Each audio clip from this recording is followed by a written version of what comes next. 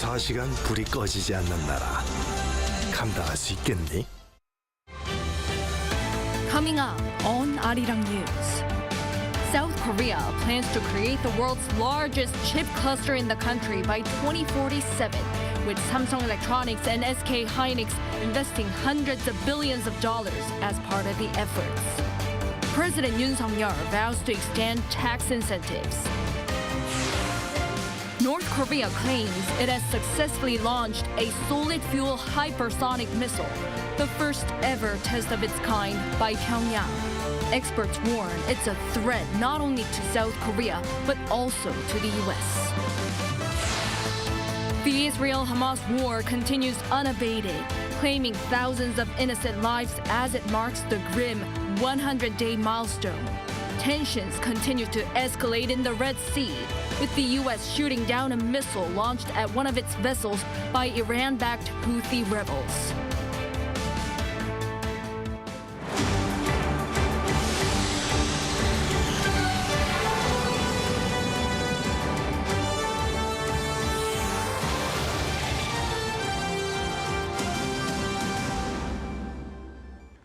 Good evening. It's 9 p.m. here in Seoul.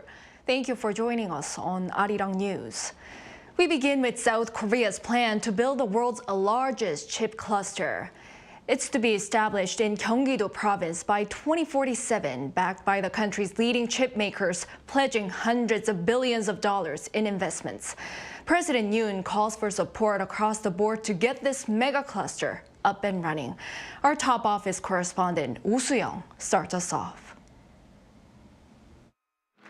South Korea is betting on semiconductors to provide at least 3 million quality jobs by fostering the world's largest chip cluster by 2047. That's according to a policy briefing by the Ministers of Industry and Science to President Yoon, who has been opening up a 10-part series of government reports to members of the public. With the third such session spotlighting semiconductors as the country's leading export item, the government pledged to back corporate-led efforts to foster a cutting-edge mega chip cluster in Gyeonggi-do province, home to Samsung Electronics and SK Hynix. The two global chip giants will invest over $472 billion as part of national efforts to add more foundries and memory chip plants across the 21-square-meter belt. The government plans to increase tax waivers for investment in chip facilities by up to 25%, as well as create research centres with leading academic institutions and nurture 150,000 professionals in the field. Semiconductors translate to people's livelihoods. Once completed, a total of 37 fabs will give a major boost to the economy. The industry will create 3.46 million quality jobs, $492 billion in production, and $154 billion in extra sales for affiliated firms. Upon completion, the cluster would boast a monthly production capacity of some 7.7 million wafers, the largest in the world. According to the government, semiconductors have been South Korea's #1 export item for 11 straight years and make up around 10% of the trade-dependent country's gross domestic product. The president on Monday said building a chip ecosystem would enrich people's livelihoods and also determine the country's economic security going forward. 우리가 평소에 그걸 잘 못 느낄 수 있어요. 이게 반도체 공장이 만들어지면서 거기에 따른 이런 생태계가 조성이 되고 전후방 이런 동반 투자 효과가 생겨서 우리에게 이런 일자리가 생기는 건지 못 느끼는 경우가 많이 있습니다만은 반도체라는 거는 그만큼 우리 일반 국민들, 중산층, 서민들의 민생에 엄청난 영향을 주는 산업이라는 것을 우리가 잘 알아야 될 것 같습니다. 그러다 보니까 지금 선진국들은 이런 반도체 메가 클러스터를 구축하기 위해서 아주 치열한 전쟁을 벌이고 있습니다. To become a first mover in cutting-edge chip technology, Yeun calls for all-out support, including sufficient electricity from nuclear energy to power the cluster. Large-scale fabrication plants in Yongin City alone are expected to require 10 gigawatts of electricity, equivalent to a quarter of the amount consumed in the Seoul capital area. The president also stressed the need for tax incentives, a wider pool of chip professionals, and collaborations with major chip producers in the global supply chain, referring to the administration's supply chain dialogue forged with the United States and Japan last year, as well as a semiconductor alliance with the Netherlands, the world's largest supplier of lithography machines. With the chip cluster up and running, the country aims to increase domestic production of key parts and equipment to 50% by 2030.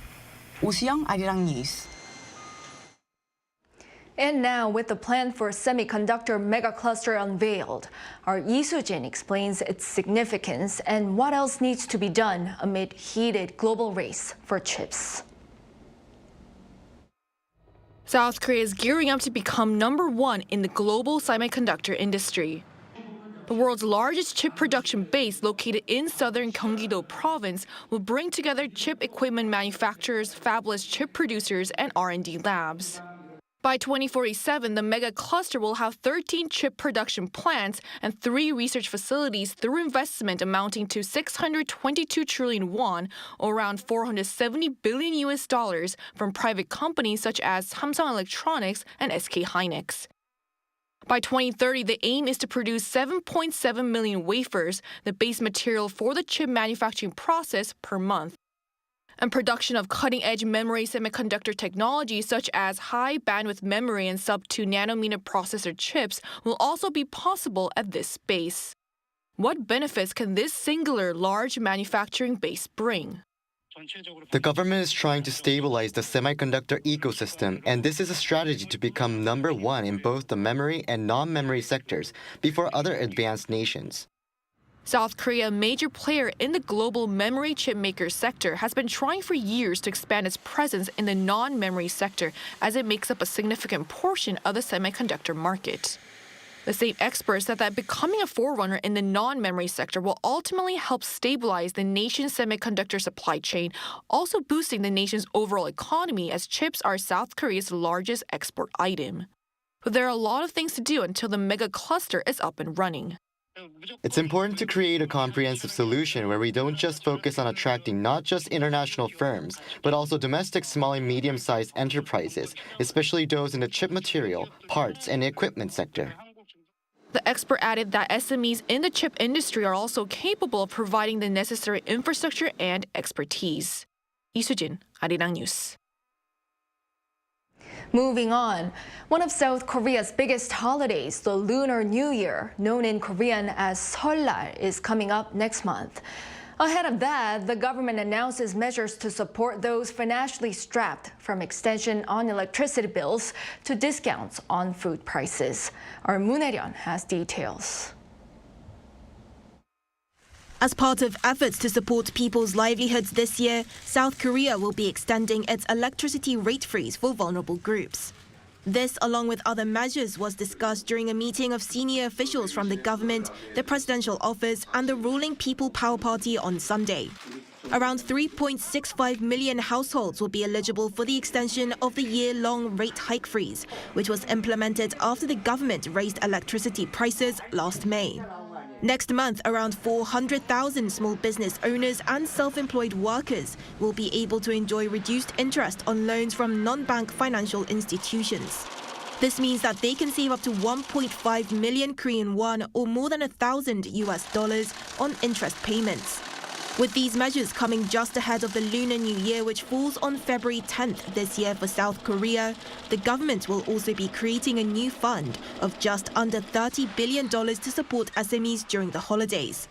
Another group that will be given additional support over the holiday period will be stall owners at traditional markets, with the total value of coupons issued that can be spent at stalls this year raised from 4 trillion won to 5 trillion won, or around $3.8 billion. But it's not just businesses that the government is supporting. People can buy train tickets for KTX and SRT trains at a discounted price for travel between February 9th and 12th. There'll also be a highway toll exemption during the same period. Prices of 16 food items that are typically used during memorial services during the Lunar New Year, such as apples and mackerel, will have bigger discounts. And as fruit prices have been climbing in South Korea, the government will be exempting trade tariffs for more types of fruit in order to import 300,000 tons of fruit and ensure the average price of products related to the holiday is lower than last year. In the meeting, the ruling party also spoke of the need for concrete measures to ease the burden of college tuition fees for students. Moon Hae-ryun, Arirang News. Shifting gears, North Korea is claiming that it test-fired a solid-fueled hypersonic missile on Sunday. Our North Korean affairs correspondent Kim Jong-sil explains why it's a threat not only to South Korea, but also to the U.S. Experts in South Korea are warning that North Korea's solid-fueled hypersonic IRBM test on Sunday was a direct threat to not only South Korea, but also the U.S. and other countries in the region. The development of a hypersonic missile is aimed at targeting areas where North Korea cannot penetrate the defense network. The main targets will be U.S. military bases within a range of about 1,000 to 3,000 kilometers. Another thing to pay attention to, according to Korea Defense and Security Forum senior researcher Shin Jong-woo, is that Pyongyang used a solid-fueled engine for its IRBM. South Korea has something called kill chain system that aims to preemptively strike North Korea if it shows signs of launching a missile. But North Korea is transitioning from liquid-fueled to solid-fueled engines so that it can launch missiles quickly without them being detected. On Monday, the South Korean military announced that the missile flew about 1,000 kilometers before falling into the East Sea. It added that it's in close communication with the U.S. and Japan after the three countries began sharing real-time information on North Korean missile launches beginning in December. As to the motivation behind the launch, one could be Pyongyang's desire to bolster its military presence in the region. North Korea are showing that their brand new weapon systems are not just for show, but in fact they are operationally capable, and therefore they are real threats to South Korea and the United States and other countries in the region. Another expert, Professor Park Won-gon of Ewha Women's University, also said that North Korea's ultimate goal in conducting these types of tests is to be acknowledged by the U.S. as a nuclear state. Kim Jong-sil, Arirang News. Russia is moving to step up ties with North Korea. Kremlin spokesperson Dmitry Peskov said on Monday that Russia intends to further develop its partnership with North Korea, whom he called Russia's closest neighbor and partner in all areas. North Korea's Foreign Minister Choi Sun-hee arrived in Moscow for an official visit that's scheduled to last until Wednesday. Choi, who will be meeting with her Russian counterpart Sergei Lavrov on Tuesday, may also meet with President Vladimir Putin. The spokesperson also added that Russia hopes that Putin's visit to North Korea will take place soon. And over in the Middle East, it's been 100 days since the start of the Israel-Hamas war, and there are growing calls for a ceasefire to stop the loss of innocent lives. Tensions remain high in the Red Sea, with the U.S. shooting down another missile launched by Houthi rebels from Yemen. Our Choi Soo-hyung has the latest. On Sunday, the United States military shot down a missile by the Iran-backed Houthis rebels in Yemen. The U.S. Central Command said the missile was launched from a Houthis-controlled area of Yemen toward the USS Laboon, which was conducting operations in the southern Red Sea. The Central Command stated that the missile was shot down near the coastal town of Hodeidah by a U.S. fighter aircraft. They added no damage or injuries were reported yet. While Iran continues to deny its involvement in attacks by the Houthis in the Red Sea, Tehran is allegedly supplying them with weapons. President Joe Biden delivered a private message to Iran on Saturday, saying that the U.S. was well prepared. Earlier, both the U.S. and the U.K. attacked the Houthis rebels' main base in Yemen in retaliation for their constant attacks on cargo ships in the Red Sea. The Houthis have attacked at least 26 vessels since November, and since then, traffic through the Suez Canal to the Red Sea has dropped by more than 40%. Meanwhile, thousands of people gathered on the 100th day of the conflict, demanding a ceasefire in Gaza. In Portugal's capital Lisbon on Sunday, protesters marched near the U.S. Embassy, chanting for an end to the war. I can only wish for Israel to be convicted as a genocidal state, that the International Court may decide in favor of South Africa and against Israel that the war stops and that Palestine can exist as a state on the Palestinian territories. Over in Paris, hundreds of people marched in the center of the French capital, calling for the release of the 136 remaining hostages held by Hamas since the start of the war. Also in Tel Aviv on Saturday night, thousands of people, including families of those killed or kidnapped, commemorated the day of October 7th, when Hamas murdered more than 1,200 Israelis and kidnapped 240. According to Gaza's health ministry, 23,938 Palestinians have been killed. Some 60,582 have been wounded so far by the subsequent attacks by Israel against Hamas. The ministry said roughly 70% of the dead were women and children, while nearly 8,000 people are missing, presumed dead under the debris of destroyed buildings. Choi Soo-hyung, Arirang News. With the high-stakes election over in Taiwan, President-elect Lai Ching-te hailed the U.S. support as he met on Monday a delegation from Washington. Our Chung Eun-ju has the latest. Taiwan's President Tsai Ing-wen and President-elect William Lai Ching-te have hailed the support of the United States for the self-ruled island in meetings with an unofficial delegation from Washington. The delegation, including retired U.S. officials, arrived in Taiwan on Sunday. A former senior official told the Taiwanese president on Monday that the U.S. looks forward to continuity in the Taiwan-U.S. relationship under the new administration and that its commitment to the island was rock solid. President-elect Lai Ching-te told the visiting delegation that he hoped the United States would continue to support Taiwan. Lai Ching-te, currently the vice president, won Saturday's presidential election, securing an unprecedented third term for the ruling Democratic Progressive Party and defeating his China-friendly rival from the main opposition party. The president-elect will take office on May 20th. Lai had repeatedly said during his presidential campaign that he wanted to keep the status quo with China, which claims Taiwan as its own, and offered to talk to Beijing.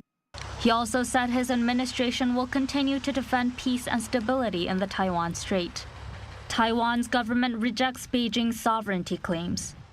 China has criticized several countries for congratulating Lai on his election victory, saying they should not interfere in China's affairs. Taiwan's government says Beijing has no right to speak for the island's people or represent them on the world stage. Chung Eun-ju, Arirang News.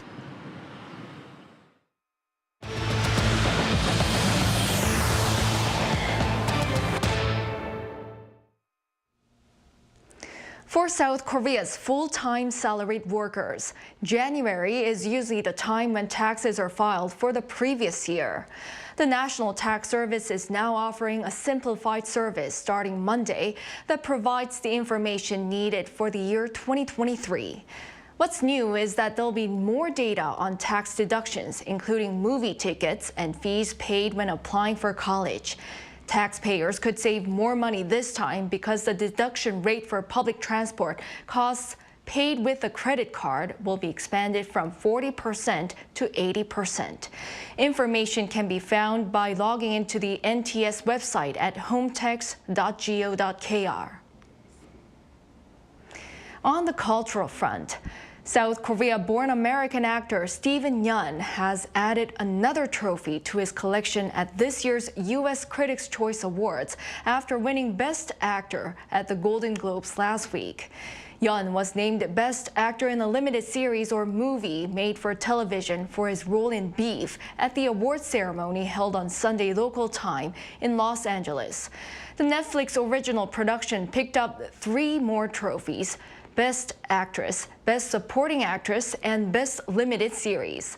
The winners were chosen by the Critics' Choice Association, made up of broadcast, radio, and online critics and entertainment journalists in the U.S. and Canada.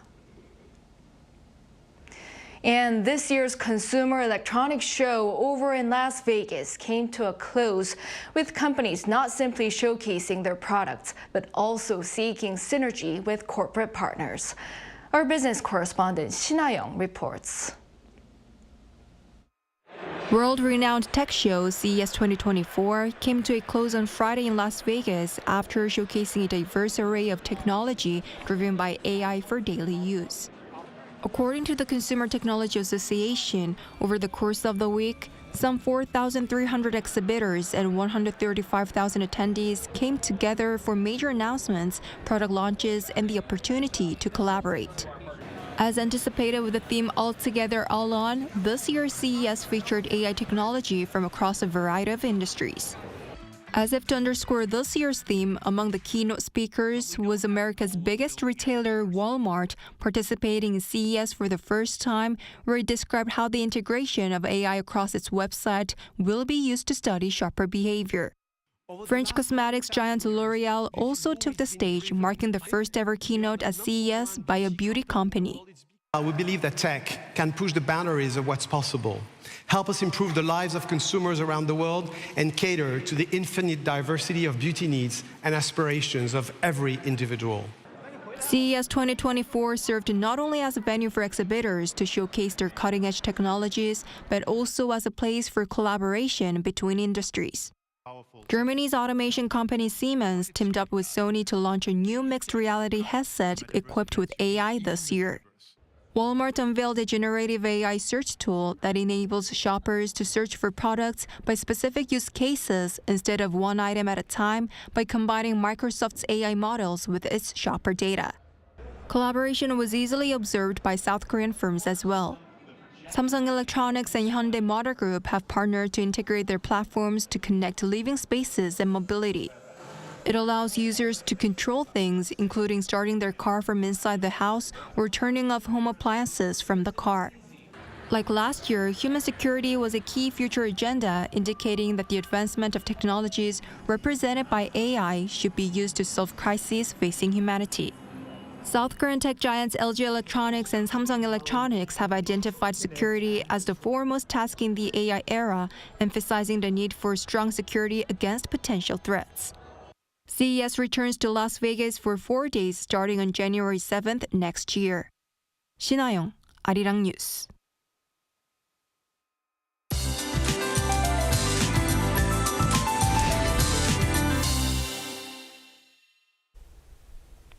Today was a quiet sunny day, but the temperatures had dropped after the rain and snow from the weekend.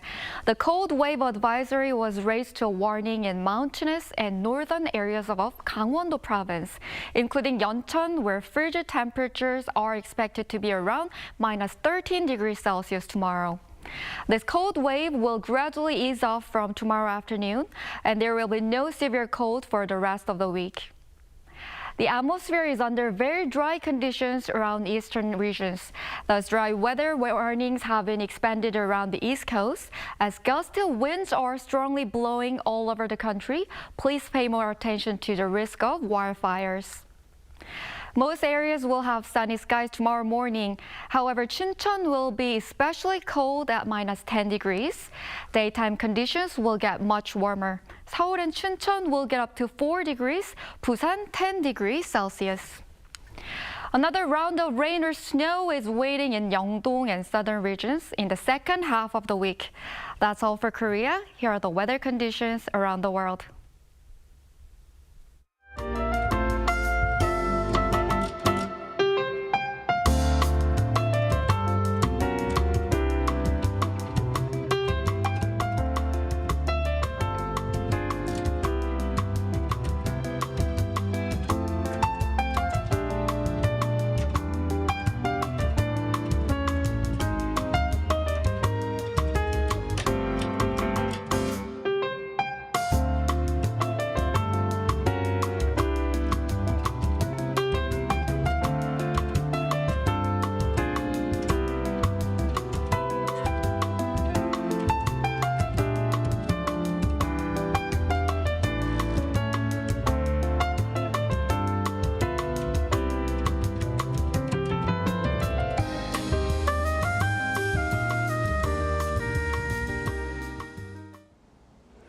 Well, that is all for this newscast tonight. Thank you for watching.